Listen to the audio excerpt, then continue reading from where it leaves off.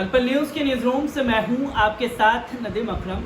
उत्तर प्रदेश में चुनाव आने वाले हैं तो चुनावों में रंगमंच तैयार हो चुका है और नफरत फैलाने वालों की टोली को भी पूरी तरीके से तैयार कर दिया गया है।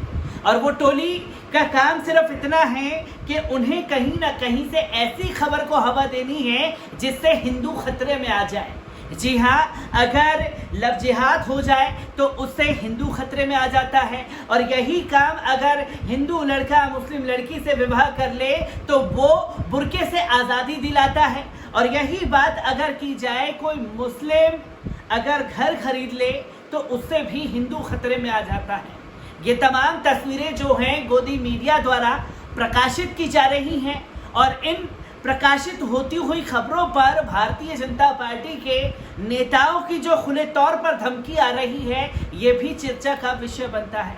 और जो पुलिस का स्टेटमेंट सामने आता है तो दूध का दूध और पानी का पानी सामने हो जाता है कि किस तरीके से झूठी खबरों को प्रकाशित किया जा रहा है। मैं बात कर रहा हूं मुरादाबाद में हाल ही तौर पर जो एक विवाद खड़ा करने की कोशिश की गई और जब मुरादाबाद पुलिस का स्टेटमेंट सामने आया तो उन लोगों के चेहरे भी बेनकाब हो गए जो इस पर नफरत फैलाने की कोशिश कर रहे थे। आपको बता दें कि कुछ दिन पहले मुरादाबाद में 81 हिंदू परिवार पलायन को तैयार थे। मुस्लिम समुदाय ने हिंदू कॉलोनी में घर खरीद लिया था तो उससे विवाद बढ़ गया था। लोगों ने अपने घर के बाहर के मकान बिकाऊ है के पोस्टर भी लगा दिए। भाजपा एमएलए बोले जिसने खरीदा है उसे यहाँ रहने नहीं देंगे। तो खुले तौर पर देश के ही नागरिक को धमकी दी जाती है कि उसे यहाँ रहने नहीं दिया जाएगा। आपको पहले बता दूं कि पूरा मामला क्या था। मुरादाबाद में 81 हिंदू परिवारों ने घर पर सामूहिक पलायन के पोस्टर लगा दिए हैं।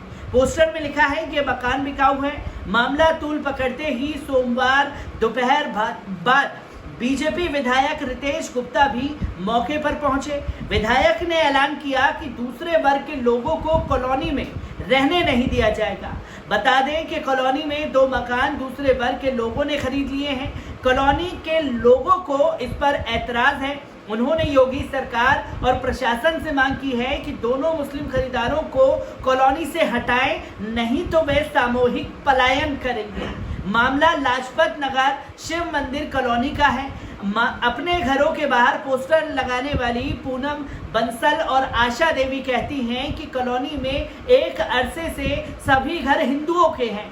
2 हिंदुओं ने लालच में आकर कई गुना दाम में 2 मकान दूसरे समुदाय को दे दिए हैं। पूनम बंसल का कहना है कि शिव मंदिर कॉलोनी की 2 एंट्री है। दोनों एंट्री गेट पर दूसरे वर्ग के लोगों ने मकान ले लिए हैं।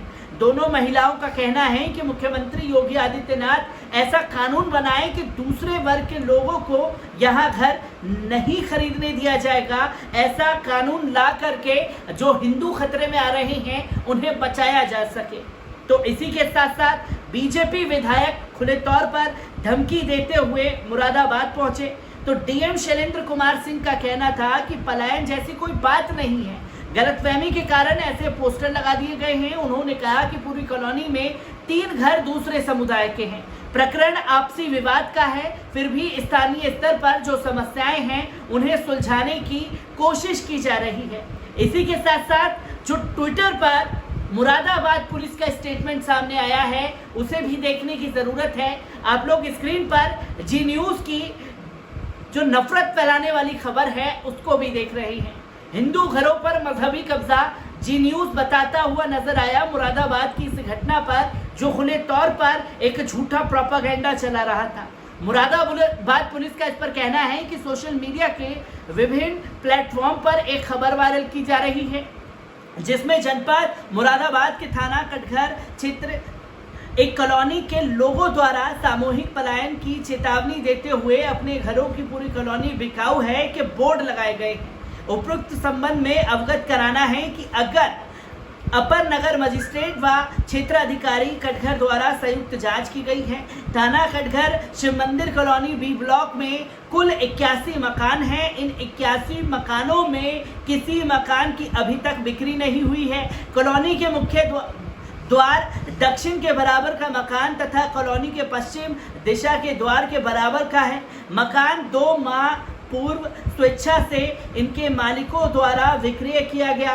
किसी के द्वारा कोई दबाव नहीं डाला गया है। क्षेत्रीय पार्षद व कॉलोनी के लोगों ने जानकारी करने का बताया कि शिव मंदिर कॉलोनी बी ब्लॉक के लोग चाहते हैं कि उनकी कॉलोनी का मकान कॉलोनी वासियों की सहमति के बिना कोई बाहरी व्यक्ति को ना बेचा जाए। इस संबंध में दिनांक 2/8/2021 को कॉलोनी वासियों द्वारा गोष्ठी की गई कि शीघ्र कॉलोनी के लिए वेलफेयर सोसाइटी बनाए जाने का निर्णय लिया गया है। पलायन की कोई स्थिति नहीं है। कॉलोनी वासियों को अवगत कराया गया है कि मकान खरीदने बेचने के लिए हर व्यक्ति स्वतंत्र है। अगर आप अपना मकान नहीं बेचना चाहते तो कोई दबाव नहीं बना सकता।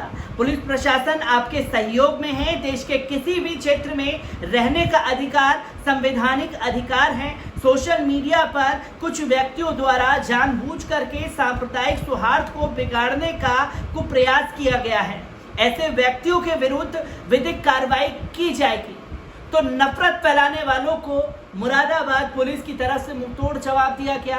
और सवाल अब ये खड़ा होता है कि मुझे याद आता है गाजियाबाद का वो इंसिडेंट जहां एक मुस्लिम बुजुर्ग अब्दुल समद को मारा पीटा जाता है और जो लोग उसके समर्थन में बात कर रहे होते हैं उनके ऊपर तुरंत FIR दर्ज कर ली जाती है। क्या मुरादाबाद पुलिस अब हिम्मत दिखाएगी बीजेपी विधायक के खिलाफ FIR दर्ज करने की? क्या जो जी न्यूज़ द्वारा फेक प्रोपागेंडा चलाया गया है, जैसे कि तब गाजियाबाद की घटना में दीवार को घसीटा गया था, क्या अब जी न्यूज़ को भी नोटिस देकर के FIR दर्ज करने का काम मुरादाबाद की पुलिस दिखाएगी? और आखिरकार ये किस तरह की नफरत सामने आ चुकी है कि 3 मुस्लिम परिवारों की वजह से हिंदू खतरे में आ गया तो तमाम लोगों ने अपने घर के बाहर ये मकान बिकाऊ है पलायन की धमकी देना शुरू कर दिया। मुरादाबाद में जिस तरीके से झूठी खबर को प्रसार किया गया उसका मुरादाबाद पुलिस ने पूरी तरीके से खंडन कर दिया है और मैं ऐसी ही खबरों से आपको रूबरू कराता रहूँगा। दीजिए इजाज़त, शुक्रिया।